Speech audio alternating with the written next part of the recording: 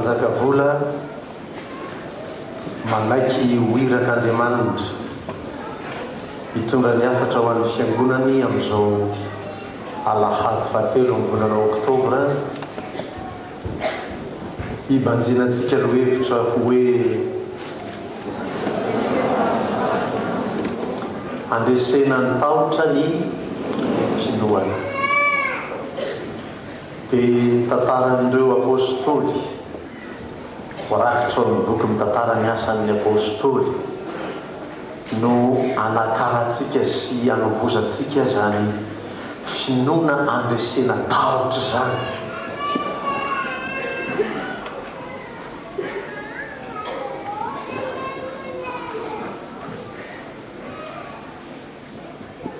Fony mbola teo fovoan'ny Israely, teo fovoan'ny mpianany Jesoa, dia efa nitsangana ireo mpisorona be sy ny namany rehetra hatramin'ny fariseho sy ny saduseho,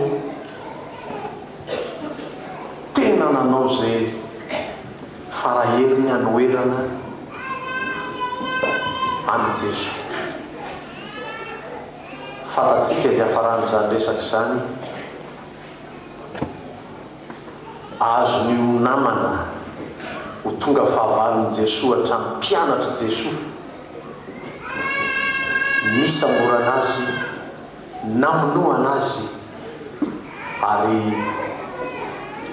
teo dia saika ireare reto sorona be sy ny namany rehetrareto hoe zay vitatreo ny amin'iny. Kanjo fantatsika ny toy ny tantaran'ny tompo tsy zavatra hoe tsy fantatry ny fiangonany zany fa anterina ho fampahirezana hoe tsy voatazony fasana ny tompontsika. Mitsangana izy ary ireo mpianany saika ndositra saika atahotra mihitsy hoe sao de ho afa-baraka eto,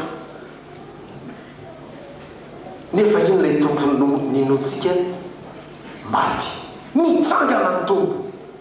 Efatra amin'ny Tomasy azy nanaiky imasomaso hoe tompoko sy Andriamanitra rehefa nahitany Jesosy nitsangana izy.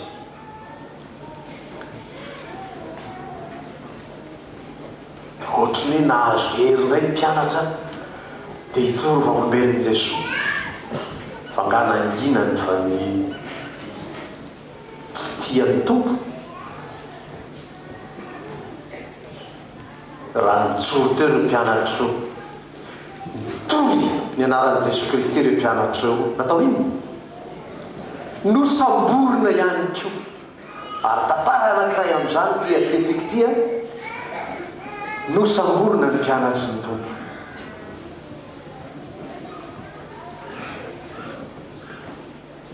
Rahonana tamindreo ka tamindreo mbola mitoritoza ny anaran'i Jesosy, Jesosnareo zany.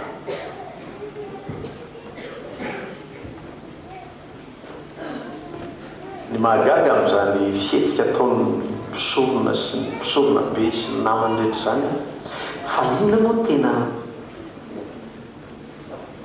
antom-pisiny zany mpisorona zany tao afovoan'ny vahoaka? Inona no ndraikitra zao? Inona no fanao mpisorona tamin'ny zanak'Israely? Mampalahelo mihitsy ny fiangonana tsy mahafantatra an'izany. Inona no ndraikitra mpisorona tao anivon'Israely?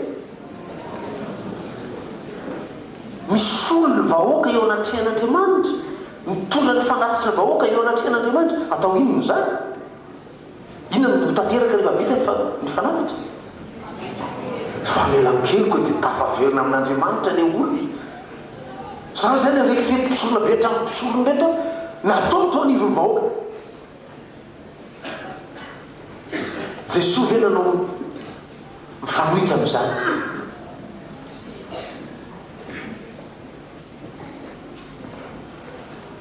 Mampianatra ny tompo, nanazava ny sain'ny olona ny tompo mba ahafahan'ny olona mahita an'Andriamanitra amin'ny fiainany. Miaraka samy mifanohitra zany asa atao zany. Miaraka zany fa naninona ny mpisorona be sy ny mpisorona ny tsy nanaiky an'izany. Dia natonga azy ireo atraminy hoe nisambotra namono an Jesosy.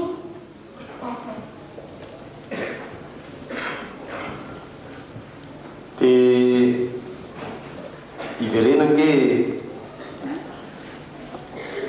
ny andininy fa 7 amin'io asan'ny apôstôly toko fa 4 iangatsika io asa 4 7 fa efa niangona manana tokoa teto am'ty-tanànyty Herôdy sy Pontius Pilato mba mijetrisa sy ny olona Israely anohitra ny mpanomponao masina dia Jesosy ilay nosoranao. Aninona ry olona niangona teo ireo dia efa 7 mba hanao zao iny zay notendreny tananao aman-tsainao raha teo atao. Raha niangona teo zany ny mpisorona tonga tao an-tanàna tao Pontius Pilato sy ny namany dia anao zay efa voasoratra Andriamanitra ho tanterahana raha teo. Hamono an Jesosy efa trany mpiandohany efa nataon'Andriamanitra ho vonoina mihitsy Jesosy dia zareo nahatanteraka azy dia azo avy ny hakavahana amin'ny toe-javatra amin'izany hitanao zany hay zatra tanteraka no sitrapon'Andriamanitra ihany no tanterahindreo maninona azy dia tonga hisaotra ny Jodasy mihitsy ny sasany mandeha mandray tanana ny Jodasy hoe misaotra sy fa raha tsy namaty kse dia tsy maty ny tompo. Misy anao an'izany vaokazava kely ny resaka fa tsy saina tsara no tondrana n'izany raha ahatanterana sitrapon'Andriamanitra any fa fankalana famadihana iza anao ka sitraka an'izany ny hoe hovonoina ny tompo sitrak'Andriamanitra fa zany mihitsy nefa nisoritan'Andriamanitra fa raha sainy ratsy mitondrana atao atanteranao an'izany tsy akasitrany tompo zany. Inona raha nidresanao moramora ny tompo honary tompo ndao dia mba tonga dia hofonoana mihitsy ianao araka ny sitrapon'Andriamanitra lazay ny mpaminany fa isy anankiray mifaty hamonjy antsika dia mba tonga dia manolora tena re tompo fa tsisy hamadika anao eto tsisy hamadika anao eto. Takarina avy amin'izany hoe niseho teo ny faharatsiany ny olombelona niseho teo ny faharatsiam-pony olombelona olona miaraka amin'izao ry Jodasy mpianany zao olona nanditika ny tompo zao mivadika ratsy zany zay faharatsiany zany ny sitrak'Andriamanitra.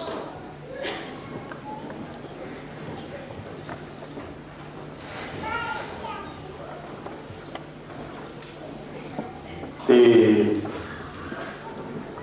nitsangana ny mpianatra sy natepoka telo anelanelana eo fa tsy hotanisantsika mety tsy priny tantara efa fantatrareo tsangana ny tompo dia ireo mpianatra hitory azy dia mbola mitoindray ny fandrarahana azy asa mitory amin'izany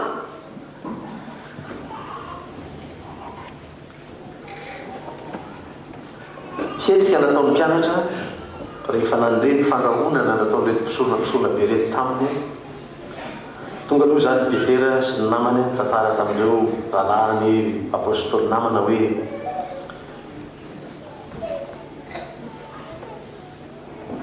telo amby roapolo efatra amby roapolo ary rehefa nalefa izy roalahy dia tonga teo amin'ny namany ka nanambara azy rehetra nolazay ny lohan'ny mpisorona sy ny olona taminy fa rehefa nandresy zany izy ireo dia niara nanandratra ny feony ho amin'Andriamanitra.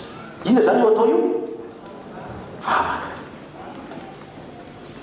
nanangona ny herim-ponony mpianatra fa tsy hoe mitondra-pakarita tao an-tanàna tsy hoe nitaona ny kristianina namany dia hoe mba ho any amin'ny mpisorona mitsika ilazy fa inona dia antony nanenjenareo anay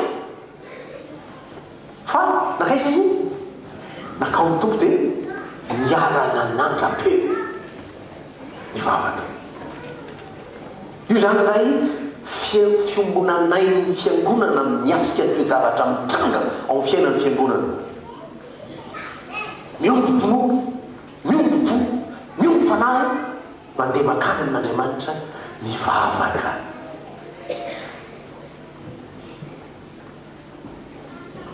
ka raha mitranga zay mitranga rehetra eto am'izao tany mamonina misy atsika zao mitranga zay mitranga anivony fiangonana misy zany zatra iainana eran-tanàny zany tatsy nisy an'izao fiangonana ry misy an'izao ianna nanao zatatsy amin'ny fiangonana zao zao misetsika tokony atao amin'ny fiangonana zao ataony mpianatra zao dia miara-manandrapeo amin'Andriamanitra mivavaka ndao mba amantatra vavaka nataon'ny mpianatra Luka 5:5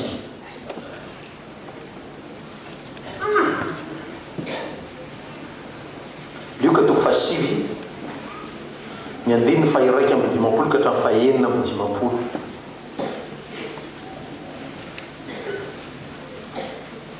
misy vavaka ataon'ny mpianatra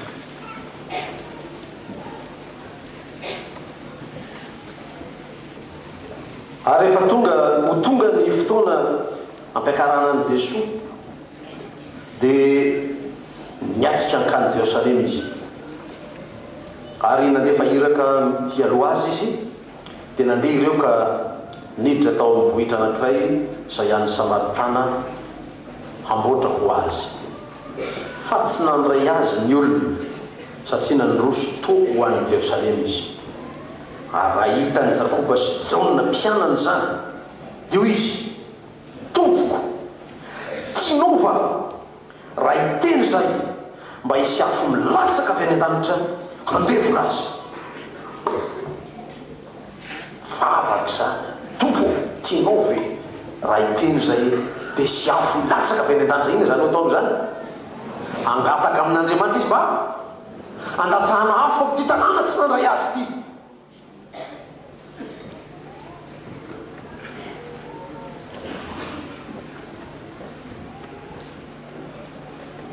ilay nampianarako anareo hoe tsy natao angataka loza ho an'olona ianao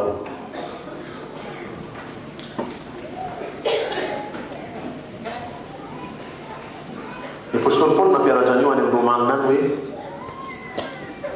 mivavao an'izay manenjika anareo misaora fa aza manozo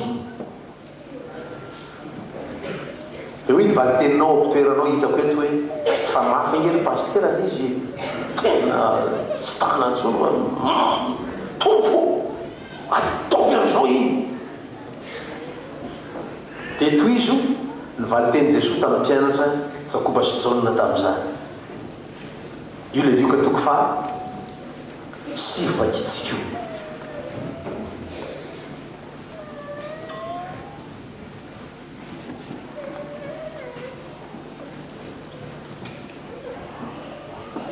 ary fa izy Jesosy nitodika ny teny mafy azy dia midina kely ary ambany pejy ary ny maso ka nanao hoe hitanareo a tsy fantatra reo mitoetry ny fanahy izay anareo fa ny zanak'olona tsy tonga hahavery ain'olona fa hamonjy azy navelany Jesosy angataka le afo io zareo tsy fantatrareo ny fanahy izay ao aminareo ny fanan'Andriamanitra ao anatsika tsy fanahina valifaty tsy fanahy mangataka makomana nanao valifaty fa fanahy mitady haonjena ny ain'olona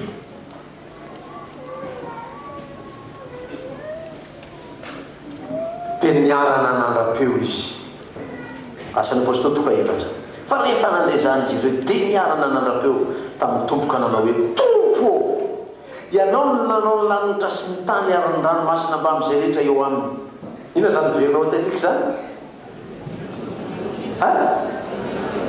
10 minitra sy nidresaka tamin'ny mpampianatra io hoe mba le Salamo 4:20 sy atao fa mba tafidro anatin'ny toroteniko io tonga tany io miomana fanao ny mpampianatra reto ry iomana 10 minitra fa tsy manontany azy hoe inona ny olazainao ao zao fotsiny teniko fefeo fotsiny mba tsy hiotry ny 10 minitra anaka raikitra io zay ny teniko dia izy miteny iny dia zaho saotranao tompo fa hialoavanao iampianarana ny fiangonana any Jehovah ny tany zay rehetra eo amin'izao rehetra sy mipony eo aminy ianao tompo nanao lanitra sy ny tany asan'ny apôstôly inona ny tiany lazaina amin'io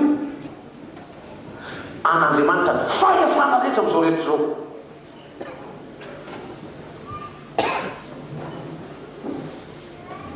anisaka tany ianao tanin'Andriamanitra io hoe miabakabaka anao an'Andriamanitra iny ararotina kely be miabakabaka anao nandeha tany amin'ny abakabaka ny zanako dia lasa tany izy tonga tany amin'ny abakabaka Chine tany verina avy tany dia nitondrany an'ity ahy tanareo tsy le mahazatra isan'andro na ikopokopoka an'iny fa tsy masaka tsony rehefa mba manidina any nareo dia mba hitondray ahy entoko miasa ny 20 ianao manidina any amin'ny abakabak'Andriamanitra tsy tsaronao kory ny fiangonan'Andriamanitra ny ataonao ihany no ataonao any ny aterenao any tanteranao any fa ny any tompo tsy tadidinao ianao tompo nanao ny lanitra sy ny tany ranomasina mba amin'izay rehetra eo anatiny ny dauphin ny requin an'Andriamanitra reny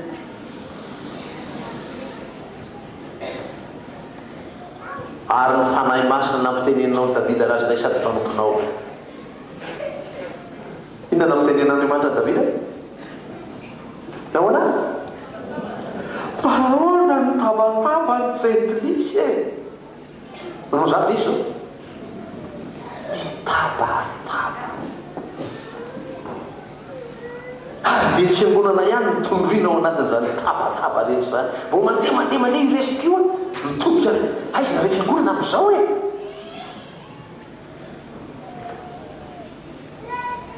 ary to marina zany fanontaniana zany jerena mibirao azy misy baiboly eo amboniny eo jerena azy mibirao sasany misy lacroix mihitsy eo anatiny eo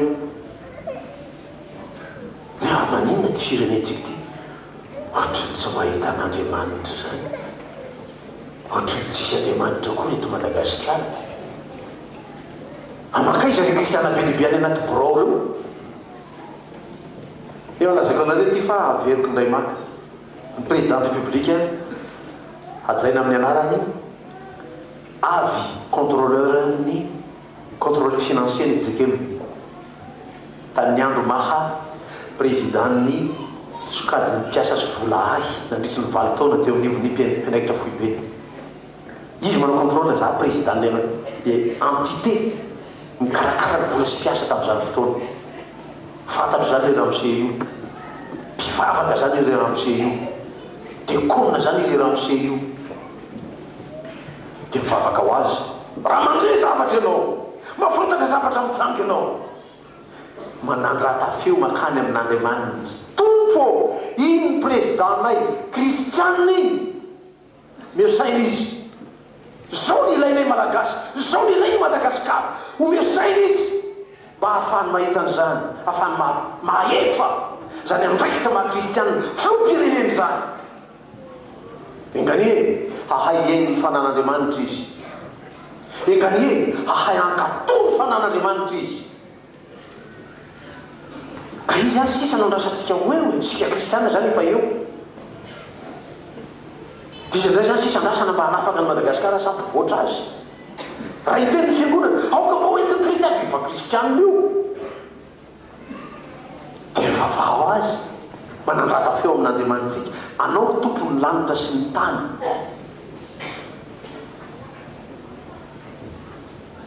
dia anolotsaina an'ireny mpanompon'ireny ny tompo tsy ahafahany jentilisa mitabataba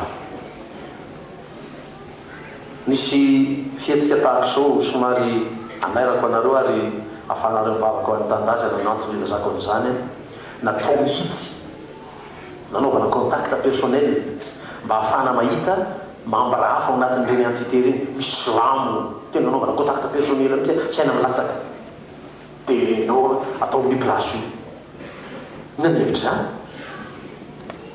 que veut-on faire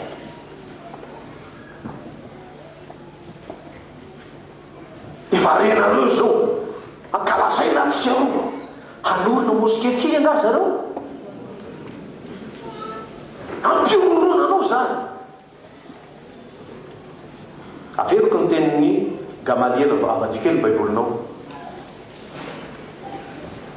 Asan'ny Paoly toko fadimy andiny fa 7:30 7 amby telopolo. Asa 5 7:30 7 amby telopolo. Saintsainy tsara io tenin'ny soratra masina nataony apôstôly io, natao tamin'ny apôstôly io. Ary ankehitriny Gamaliel io miteny io lay mpampianatra nanandaza tamin'ny olona. Ary ankehitriny mandefery amin'ireo olon'ireo ka avy alao ihany izy raha toizana zany teny dia velao ihany izy hitory zany anarany zany raha izay no fa raha avy amin'ny olona izy zao asa saina izao dia ho fony io raha va ohatran'ireny le église universelle du royaume de Dieu reny mandefery amin'ireo olon'ireo ianao ianareo fa raha avy amin'ny olona zao saina sy asy zao dia ho fony. Fa raha avy amin'Andriamanitra kosa zao dia tsy ho azonareo foanana sao dia miseho piady amin'Andriamanitra ianareo.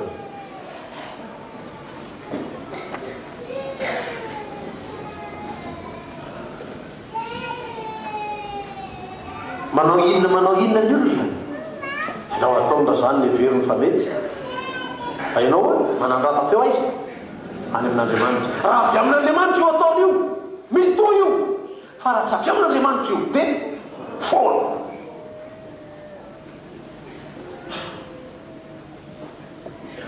Ary Andriamanitra rehefa miasa tsy hainao fefeny zany, tsy fantatra akory zay moyen ataony amin'ny ataon'ny mpampianatra teo hoe dava retina pilomany reto na fantatra koa hoe nisy rekay zany tao fa Andriamanitra naniraka ny dauphinany hiaro an'ireo olon'ireo.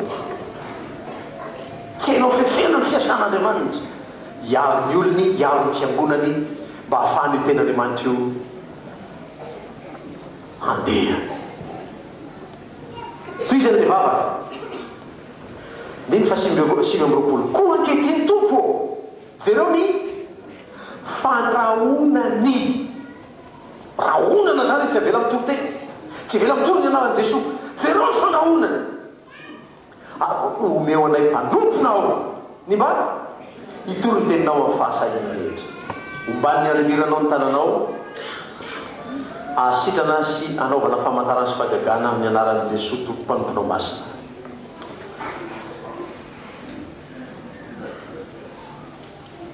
Vavaka mba hahafahan'ny ten'Andriamanitra mandroso.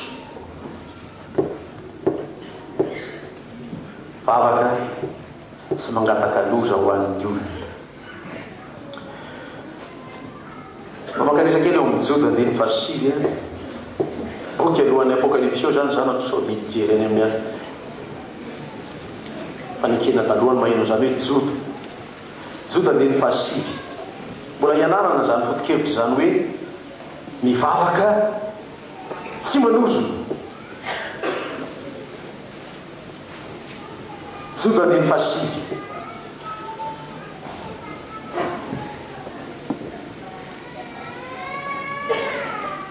fa Mikaela arkanjely aza raha niady tamin'ny devoly ka ny fanditrany amin'ny fatin'i Mosesy dia tsy sahy ny teny ratsy hahameloka azy fa ho izy hananatra anao an'i Jehova.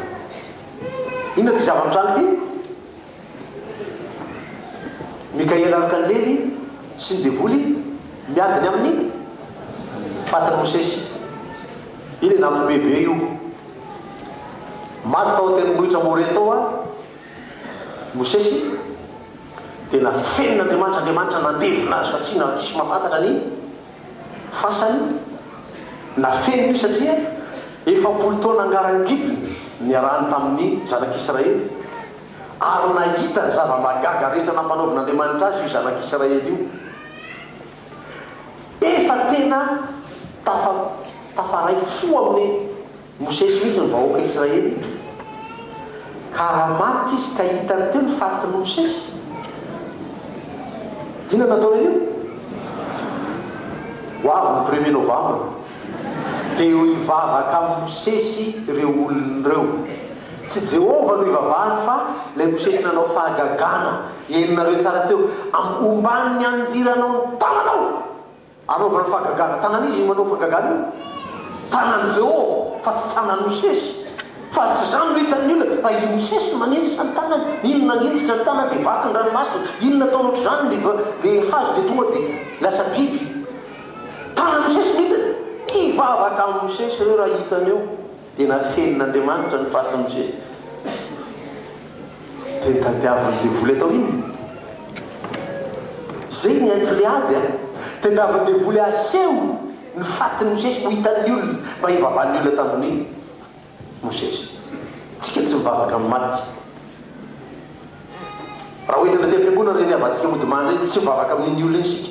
Sika tsy miteny amin'io koa reny mandria amin'ny fiadanana. Rehefa maty io. Fa ny tenintsika dia hoe tompo ampandrio amin'ny fiadanana ny zanakao. Raha iteny. Raha tonga any ianao 1er novambra tsy manompo sampy ianao any. Indray ianao dia mbola iresaka amin'ny efa ao anaty vato ao. Mamanay tonga eto ao malahelo ataony zokinay ao. Ka izy magnano an'izany. Manompo sampy ianao amin'izany teninao zany. Mitondra voninkazo anao tomakeo. Mama, ty ny voninkazo tianao be ty ateriko ty ga io hitany akory.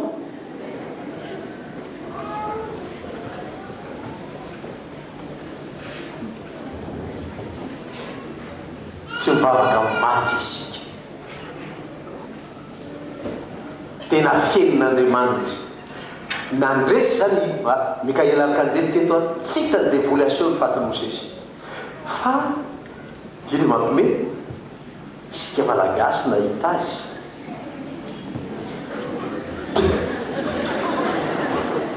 On a un fin chercheur. On a eu un fin chercheur à Madagascar. Et il a déniché où se trouve le tombeau de Moïse à Madagascar. Tadidiko tsara mbola boikely na ranontsaina be tamin'izany mihaino an'ilay famelabelarana ataon'ny filoham-pirenena tamin'izany fotoana izany tao Ambotsikorohitra tao. Dia manao calcul matematika mihitsy na Mosesy be dia hoe rehefa nataony katsy atsy anamina tsy ny fahasan'ny Mosesy. Tao any amin'ny Deutéronomie vetivety. Amarana ny fitotentsika ty fa tsy ho vity ty androany maro.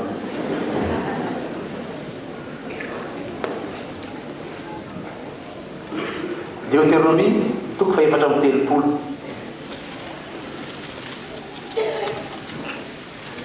Ny fadimy sy ny fahaeniny.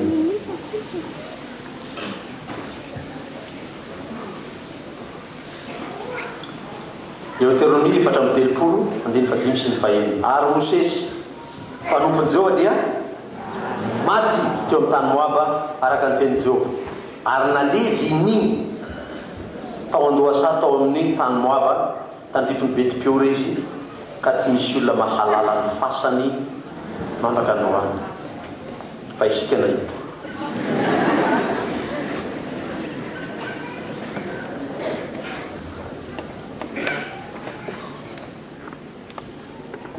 Lesona raisitsika avy amin'izany rehetrarehetra zany io fiangonan'Andriamanitra io ambany mason'Andriamanitra io. Masary-piaro an'Andriamanitra io. Arovan'Andriamanitra io. Vakitsika tao toko fadimy tamin'ny sitrapon'Andriamanitra teo teo Dasy mba mitody Dasy avy any Galilea nanao himna tamin'ny aoka kristiana tamin'izany andro zany fa novonoina no ny fihetsika nataony. Nisy maromaro nanaraka azy hoy izy fa novonoina ndray tsy avela manininina zany vahoaka an'Andriamanitra zany. Raha misy azonao atao fampandrosoana ny fiangonana ataovy zany. Korintiana 4:12 raha maniry raha fatra-paniry ny zava-panahy ianareo dia ny ampandroso ny fiangonana ny tadiavo indrindra fa aza manao zay anakirotanana an'io fa tsy afamaina amin'io ianao fa n'Andriamanitra io fa tsy an'olombelona. C'est pas une organisation à nous humains fa n'Andriamanitra io ka fandrao ianao miseho ho mpiady amin'Andriamanitra. raha misy saina azonao atolotra mba hafahana mampandrosona fiangonana atoloro zany. Misy fananana azonao atolotra hoentina mampandrosona fiangonana atoloro zany. Fa tsisy hoentinao makany an-danitra ina ray grama azy alevo reto rehefa hialeto ianao.